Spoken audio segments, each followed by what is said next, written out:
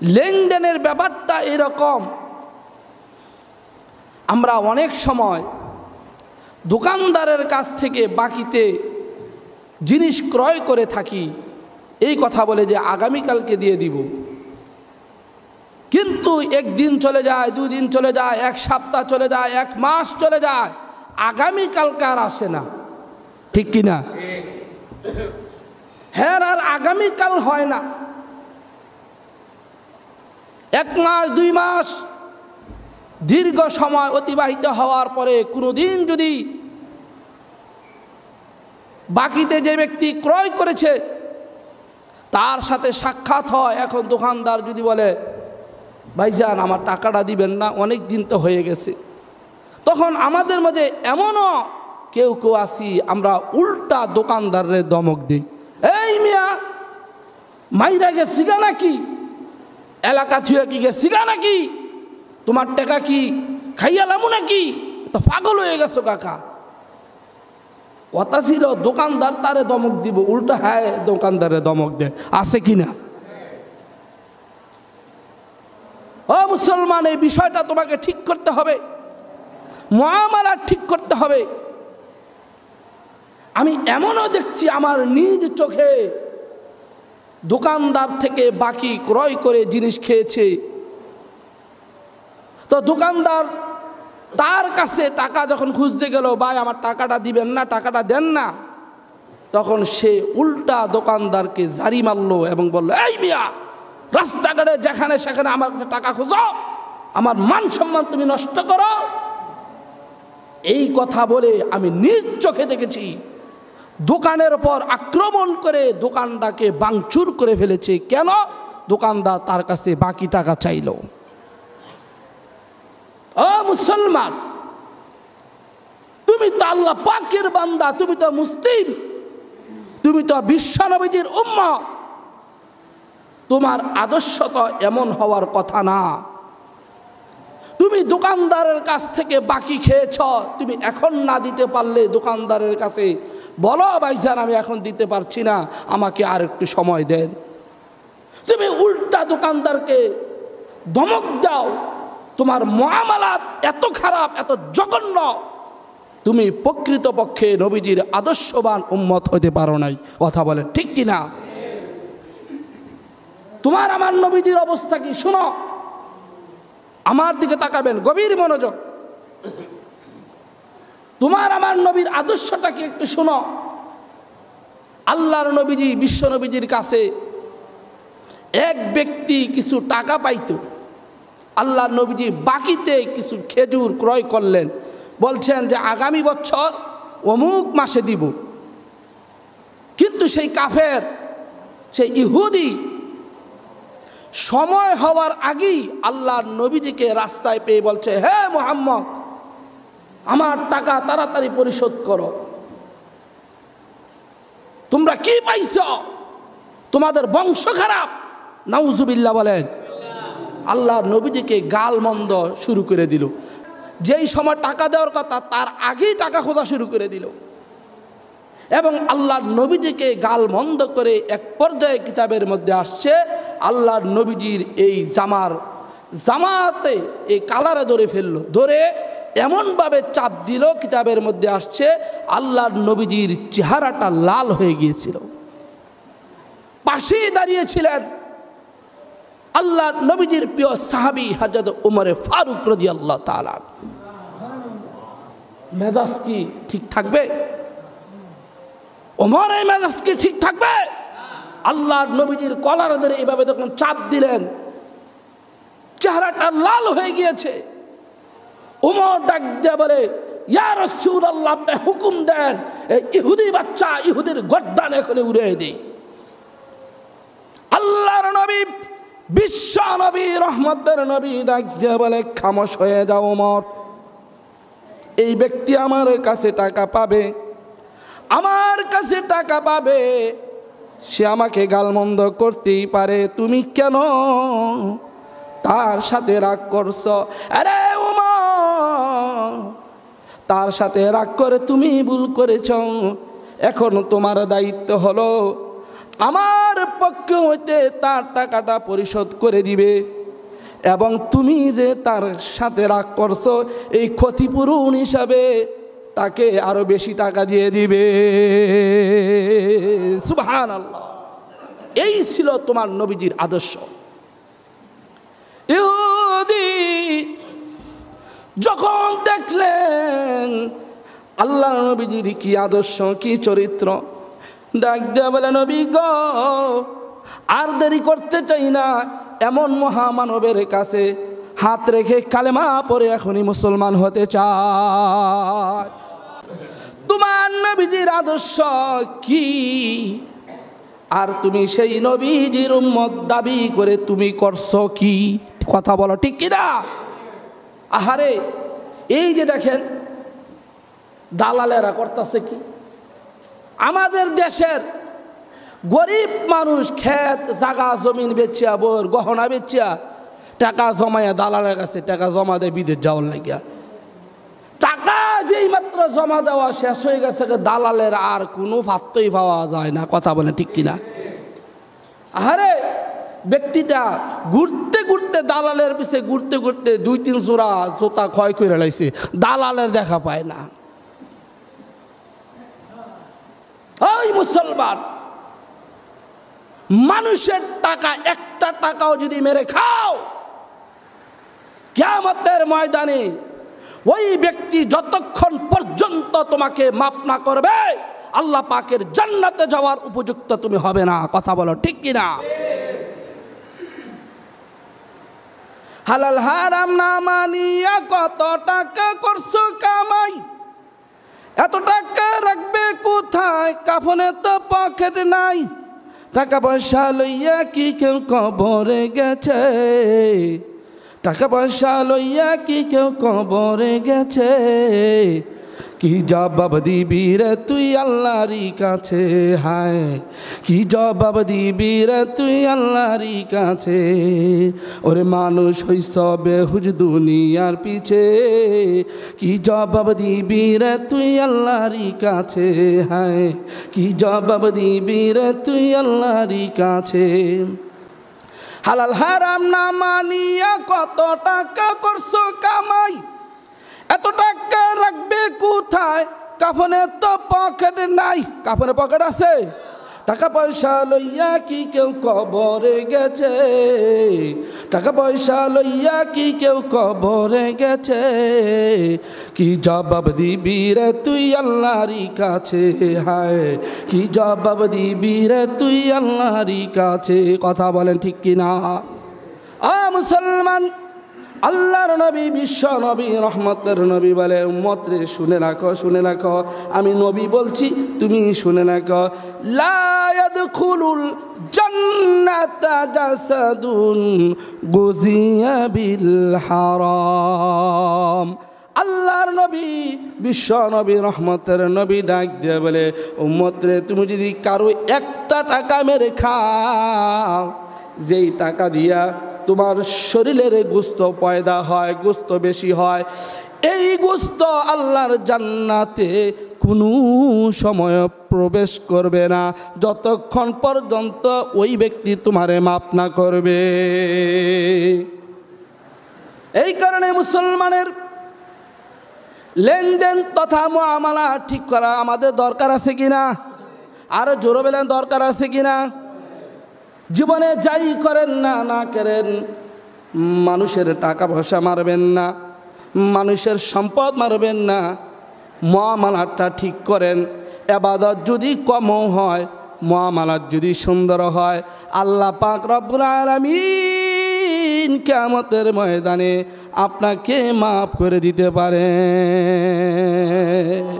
কিন্তু মুআমালাত যদি খারাপ হয়, ওই ব্যক্তি টাকা মাইরা যদি খান, দোকানদারের পাওনা টাকা যদি মাইরা খান, লা ইয়াদখুলুল জান্নাতা জাসাদুন গুজিয়া বিল হারাম। আল্লাহ নবী বলছে তোমার জন্য জান্নাতটা হারাম হয়ে যাবে, তুমি জান্নাতে যেতে পারবে না। আল্লাহ মজা করে গিয়ে খাও গা। যারা মনে করো মানুষের টাকা পয়সা মাইরা খাইতে খুব মজা, জনমের খাওয়া খাও, কিয়ামতের ময়দানে আল্লাহর জান্নাত তোমার কপালে নসিব হবে না। বন্ধুরা আমার, এই কারণে আমাদের মুআমালা ঠিক করা দরকার আছে কিনা? সবাই কথা কয় না, আমাদের মুআমালা ঠিক করা দরকার আছে কিনা? আর জোরে বলেন আছে কিনা? আমাদের মুআমালা ঠিক করতে হবে। আমি বলছিলাম আমাদের দুইটা বিষয় খুব গাফলতি। আমরা নামাজি, মুত্তাকি, ইমানদার সব কিছু দাবি করি, তাহাজ্জুদ গুজারও দাবি করি, কিন্তু আমাদের মুআমালা ঠিক নাই। আরেকটা বিষয় হলো মুআশারাত, এই বিষয়টাও আমাদের মধ্যে গাফলতি দেখা যায়। মুআমালাত, আরেকটা হলো মুআশারাত। মুআশারাত বলা হয় শরীয়তের পরিভাষায় শরীয়ত সম্মত বসবাস করা, মিলেমিশে বসবাস করা, ভাই ভাইয়ের মতো বসবাস করা, এটাকে বলা হয় মুআশারাত। প্রিয় ভাইয়ের আমার, ভাই ভাইয়ের মতো মিলেমিশে বসবাস করার কথা কে বলেছেন? আর জোরে বলেন না কে? আল্লাহ পাক রব্বুল আলামিন বলেছেন, আবার আল্লাহর নবী বিশ্ব নবী রহমতের নবীও বলেছেন। আল্লাহর নবী বিশ্ব নবী রহমতের নবী বলে, উম্মত রে, আমি নবী বলছি তুমি কেমনে তোমার মুআমালাত মুআশারাত ঠিক করবা, আমি বলছি তুমি শুনো। আল্লাহর নবী বলেন, তাআমালু কাল আজানিব ওয়া তাআশারু কাল ইখওয়ান।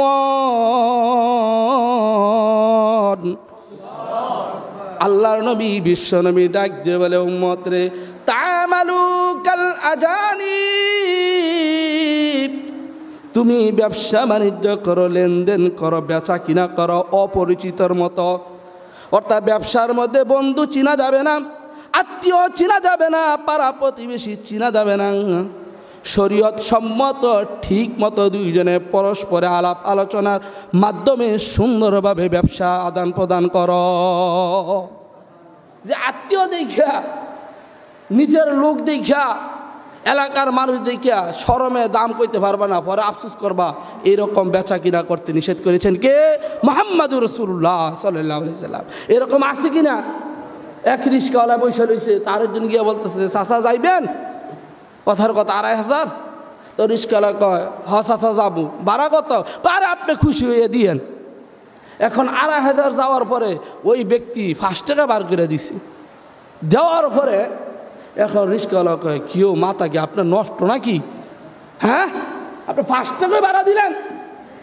ওই ব্যক্তি ডাক দিয়ে বলতেছে, ভাইজান আপনার না করছেন খুশি হয়ে দিতাম, তো আমি ৫ টাকা দিলে খুশি হয়ে দিছি, নেন।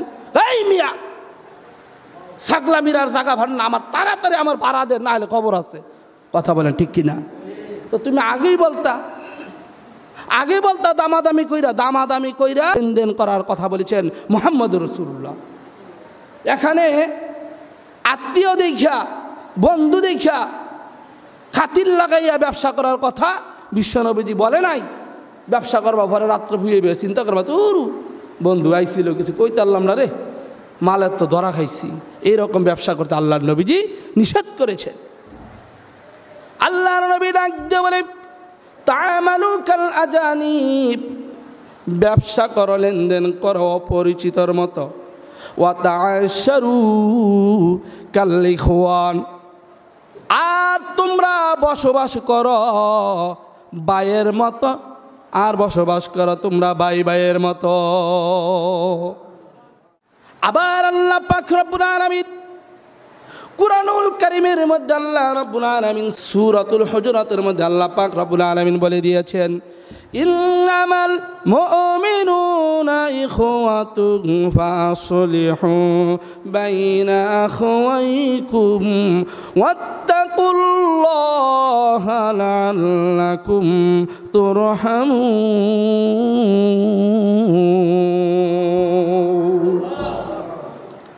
আল্লাহ পাক রব্বুল আলামিন বলে, ও দুনিয়ার মানুষেরা, তোমরা পরস্পরে ভাইয়ের মতো বসবাস করো, ভাইয়ের মতো বসবাস করো। ফাসলিহু বাইনা আখওয়াইকুম, তোমরা তোমাদের ভাইয়ের মাঝে শান্তি স্থাপন করো।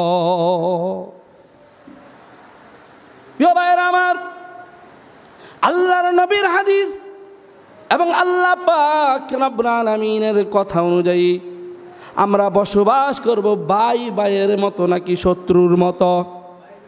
আর জোরে বলেন, ভাই ভাইয়ের মতো নাকি শত্রুর মতো? আল্লাহ পাক বলেছেন, ইন্নামাল মুমিনুনা ইখওয়াতুন, তোমরা বসবাস করো ভাই ভাইয়ের মতো। কিন্তু অত্যন্ত লজ্জার ব্যাপার, অত্যন্ত কপাল পোড়া কথা, আমরা আজকে ভাই ভাইয়ের মতো বসবাস করি না, বরং শত্রুর মতো বসবাস করি। আরে অন্য ইমানদার তো দূরের কথা, আমাদের আপন ভাইদের সাথেও আমাদের বসবাস হলো শত্রুর মতো। কথা বলেন ঠিক কিনা? ভাইয়ের আমার, বন্ধুরা আমার, ও মুসলমান, তুমি তো আল্লাহ পাকের বান্দা, বিশ্ব নবীজির উম্মত, তুমি কেমনে কইরা ভুলে গেছো? এক মার পেট থেকে তোমরা দুনিয়াতে আসছ, এক হাড়ি থেকে তোমরা খানা খাইছ, এক ঘরে ঘুমাইছ, এক খাটের উপরে ঘুমাইয়া আজকে কেমনে কইরা তোমার ভাইয়ের সাথে তুমি শত্রু মনে করে চলো? তোমার ভাইয়ের সাথে তোমার বসবাস হলো শত্রুর মতো। একবারও কি চিন্তা করলা না? এক মার পেট থেকে জন্ম নিলাম, এক পাতিল থেকে খানা খাইলাম, এক বিছানায় ঘুমাইছি, এক মার আদর পাইছি, এক বাবার আদর পাইছি। আজকে বড় হইয়া তুমি আপন ভাইয়ের সাথে তোমার ব্যবহার হলো শত্রুর মতো। আল্লাহ বলছেন, ইন্নামাল মুমিনুনা ইখওয়া, এক মুমিন আরেক মুমিনের সাথে চলাফেরা করবে, উঠা বসা করবে ভাইয়ের মতো। আজকে কপাল পোড়া জাতি আমরা। অন্য মুমিন তো দূরের কথা, নিজের ভাইয়ের সাথে আমাদের সম্পর্ক হলো শত্রুর মতো। কথা বলো ঠিক কিনা? মুসলমান, তুমি কেমনে তোমার মার পেটের ভাইকে শত্রু মনে করো? আবার অনেক অনেক লোক দেখা যায় আপন ভাইকে বাড়ি থেকে যে বের হবে এই রাস্তাটা পর্যন্ত বন্ধ করে দেয়। আছে কিনা? তুমি কেমনে তোমার মার পেটের ভাইয়ের যাতায়াতের রাস্তাটা বন্ধ করে দিলা? তুমি তোমার বাড়িতে অনুষ্ঠান করো, তোমার বাড়িতে বিয়ে হয়, শাদী হয়, মুসলমানি হয়, কত অনুষ্ঠান হয়, তুমি কেমনে কইরা তোমার মার পেটের ভাইকে দাওয়াত দাও না? তোমার মার পেটের ভাই ওদিন কত কষ্ট পায় তুমি তো জানো না। দরজা বন্ধ করে দিয়া লজ্জায় কারোর সামনে মুখ দেখাইতে পারে না, দরজা বন্ধ করে মনে মনে আফসুস করে, ছোট বাইরে তোরে তো আমি একদিন হইল তোরে খুলে নিছিলাম, একটা চকলেট হইলে তো তোরে আমি দিছিলাম, কেমনে আজকে তোর বাড়িতে অনুষ্ঠান আমার দাওয়াতটা পর্যন্ত দিলি না? বড় ভাই সেদিন নিজের ব্যথা নিজের অন্তরের ভিতরে রাইখা কাঁদে। ওই মুসলমান, তোমার ব্যবহার তো এরকম হওয়ার কথা ছিল না। আল্লাহ বলছেন, ইন্নামাল মুমিনুনা ইখওয়াতুন ফাসলিহু বাইনা আখওয়াইকুম। আল্লাহ রাব্বুল আলামিন বলছে, তোমরা বসবাস করো এক মুমিন আরেক মুমিনের সাথে ভাই ভাই হইয়া। আর আজকে আমরা এমন কপাল পোড়া জাতি, আমরা এমন অদম জাতি, আমরা আমাদের নিজের ভাইদের সাথেও আমাদের ব্যবহার হলো শত্রুর মতো। কথাটা বলেন ঠিক কিনা? কপাল পোড়ার রে, কেমনে শান্তি আসবে? কেমনে সমাজে আল্লাহ পাকের রহমত বরকত নাজিল হবে? ঘরে ঘরে অশান্তি, সমাজে অশান্তি, ভাই ভাইয়ের সাথে মিল নাই। একবার চিন্তা করো নাই? তুমি যেই মার পেট থেকে জন্ম নিছ, ওই তো সেই মার পেট থেকে জন্ম নিছে। তোমরা একসাথে কত ভাই মিলে বসে একসাথে খানা খাইছো, এক পাতিলা থেকে খানা খাইছো, এক রুমে ঘুমাইছ, এক খাটে ঘুমাইছ। আজকে তুমি তোমার ভাইকে দেখলে মুখ ফিরায় নাও, তোমার ভাইয়ের সাথে তোমার মহব্বত নাই। তুমি আল্লাহ পাকের নবী বান্দা হতে পারো নাই, বিশ্ব নবীজির আদর্শের অনুসারী তুমি সঠিক হতে পারো নাই। কথা বলো ঠিক কিনা? ভাইরা আমার, আল্লাহ রাব্বুল আলামিন বলেন, ইন্নামাল মুমিনুনা ইখওয়াতুন ফাসলিহু বাইনা আখওয়াইকুম ওয়াত্তাকুল্লাহা লাআল্লাকুম তুরহামুন।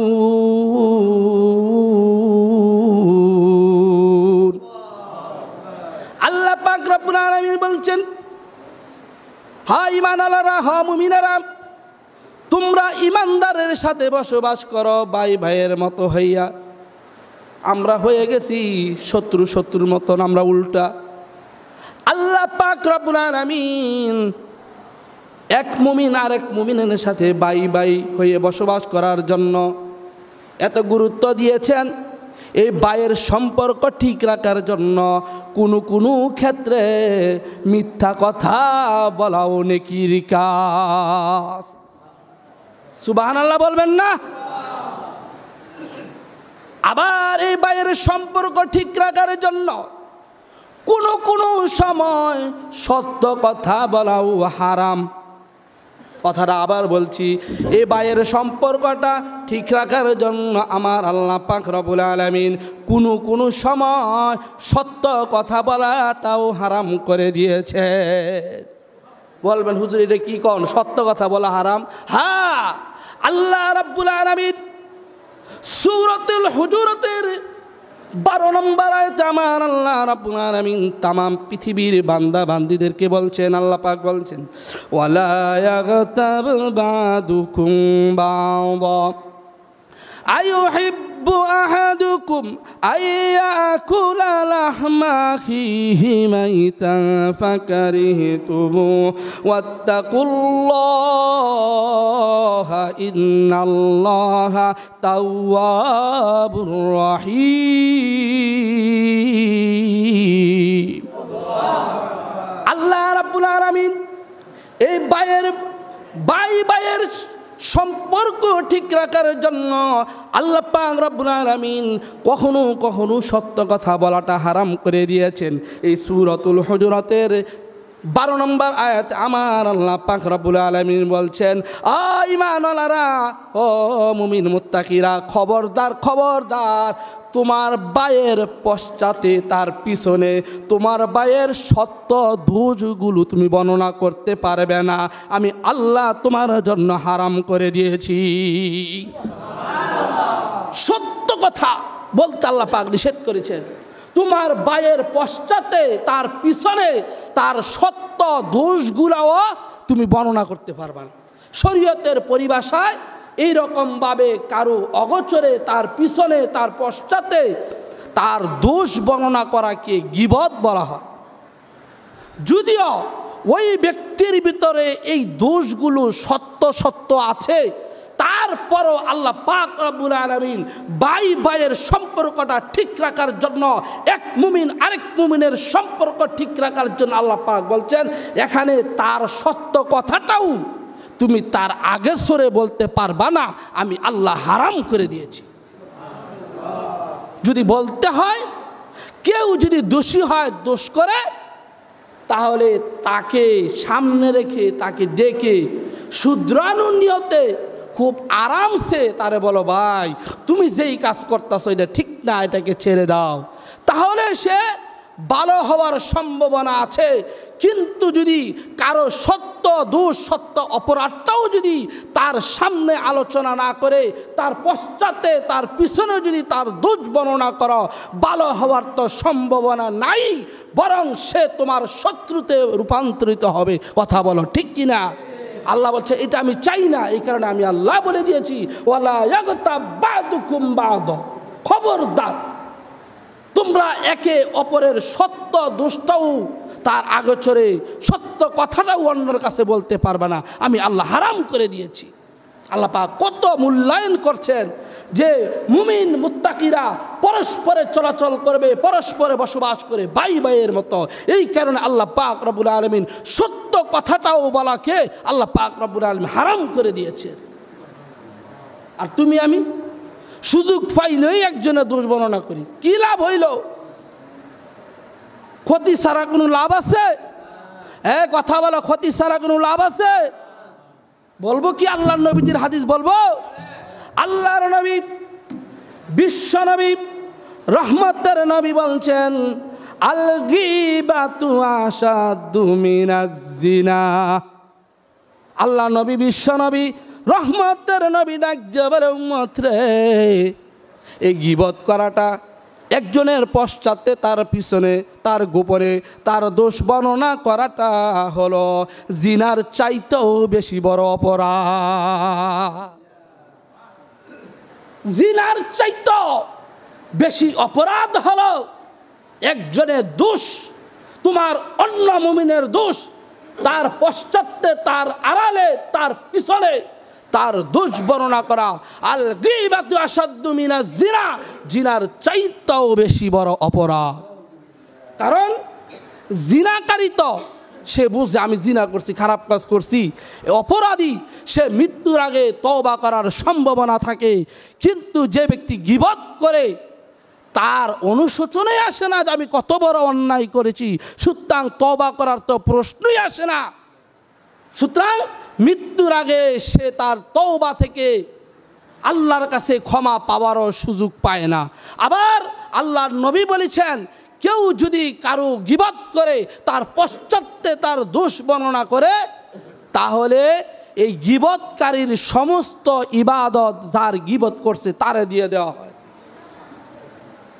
আমি কথাটা আবারও বলছি, আপনি যার দোষ তার আড়ালে বর্ণনা করবেন, আপনার সমস্ত ইবাদতের নেকি যার দোষ বর্ণনা করেছেন তার আমলনামায় দিয়ে দেওয়া হয়।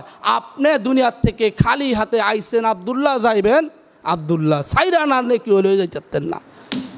প্রিয় ভাইয়ের আমার, এখন আপনাদেরকে আরেকটি কথা বলি, এই গীবত এবং চুগলখড়ি এই দুইটা বিষয় কি? গীবত হলো, মনে করেন আমার একটা দোষ আছে, এই দোষটা আপনি আমার কাছে না বর্ণনা করে ওই সাইস্টলে বসে হয়েছে, দেখছো যে এই কাম করছে রে, শেষ করে লাইছে রে, তার আগের সরে আমার আগের সরে যদি দোষটা বর্ণনা করেন, কারো আগে চরে যদি তার দোষ বর্ণনা করেন, এইটাকে শরীয়তের ভাষায় গীবত বলা হয়। অর্থাৎ সত্য কথাটা ওই, কিন্তু তারে না বললা তার আগে চরে অন্য মানুষের কাছে বললেন, এটাকে গীবত বলা হয়। আর চুগলখড়ি বলা হয়, অর্থাৎ একটা ব্যক্তির কোনো দোষ নাই, আপনি বানাইয়া বানাইয়া হিংসার বশীভূত হইয়া, আরে যেই খারাপের খারাপ রে সোরায়, হ্যাঁ জ্বালাই লেগেছে, এই না অপরাধ হয় না, এই করছে, এই যে আপনার তার অপরাধ নাই, আপনি জানেন না, বানায় বানাইয়া রং দিয়া তাল দিয়ে আরেকজনের কাছে বর্ণনা করছেন, এটাকে বলা হয় চুগলখড়ি। এই দুইও ব্যক্তি একই অপরাধের সমান। আল্লাহর নবী বলছেন, আল গীবাতু আশাদ্দু মিনাজ জিনা, জিনার চাইতে তুমি বড় অপরাধ করবা যদি অপরাধকারীকে শুধরানো নিয়তে তার সামনে তার অপরাধ না বললা, তার আড়ালে তার পিছনে তার দোষগুলো বর্ণনা করো। আল্লাহ পাক আমাদেরকে বুঝার অনুধাবন করার তৌফিক দান করুন, আমিন। ভাইয়ের আমার, বন্ধুরা আমার, যেই কথাটা বলতেছিলাম, আল্লাহর নবী, বিশ্ব নবী, রহমতের নবী বলেন, তামালু কাল আজানিব ওয়া তাশারু কাল ইখওয়ান, তোমরা বেচা কিনা করো অপরিচিতর মতো, আর বসবাস করো ভাই ভাইয়ের মতো। আবার আল্লাহ পাক রব্বুল আলামিন বলছেন, ইন্নামাল মুমিনুনা ইখওয়াতুন ফাআসলিহু বাইনা আখওয়াইকুম, তোমরা বসবাস করো একজন আরেকজনের সাথে ভাই ভাইয়ের মতো। আমরা কপাল পোড়া, আমরা হইলাম বসবাস করি শত্রুর মতো, ঠিক কিনা? প্রিয় ভাইয়ের আমার, এই ভাই ভাইয়ের সম্পর্কটা ঠিক রাখার জন্য আল্লাহ পাক রব্বুল আলামিন, একটু আগে বললাম, কখনো কখনো সত্য কথাটা বলাকে হারাম করে দিয়েছেন, আবার কখনো কখনো মিথ্যা কথা বলাও সওয়াব হিসাবে আল্লাহ পাক লিখে দেয়। এই ভাই ভাইয়ের সম্পর্কটা ঠিক রাখার জন্য আল্লাহ পাক রব্বুল আলামিন কোনো কোনো ক্ষেত্রে মিথ্যা কথাটাও আমল হিসাবে, সওয়াব হিসাবে কবুল করে নেন। এখন কইবেন, হায় হায় এটা কেমন কথা? হ্যাঁ, মাজালিসে হাকিমুল ইসলাম কিতাবের মধ্যে সুন্দর একটি চমৎকার ঘটনা বর্ণনা করেছেন। ঘটনাটা বলি, আলোচনা সমাপ্ত।